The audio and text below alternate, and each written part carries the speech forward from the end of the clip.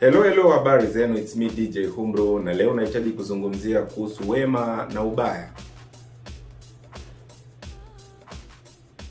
Hichi kiduara kidogo kinawakilisha ubaya na hii rangi nyeupe inawakilisha mema.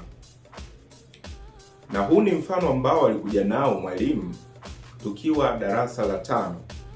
Alipoingia darasani alituuliza wanafunzi wote kwamba mnaona nini mbele yenu? Lipo kundi kubwa la wanafunzi ambao walijibu kwamba tunaona kuna kiduara kidogo. Lakini wapo wanafunzi wachache ambao walijibu kwamba tunaona kuna kiduara na kuna rangi nyeupe katika hiyo karatasi. Mwalimu alikusudia nini katika mfano huu hapa? Tuna watu wengi sana ambao wanatuzunguka kwenye maisha yetu, wakiwemo wapenzi, wakiwemo marafiki, wakiwemo ndugu, wakiwemo jamaa, pamoja na watu mbalimbali. Na hawa watu mara nyingi huwa wanatutendea zaidi wema kuliko ubaya. Na siku ambayo inatokea wametutendea ubaya, basi huwa tunafuta ule wema wao wote ambao waliwahi kututendea katika kipindi cha nyuma.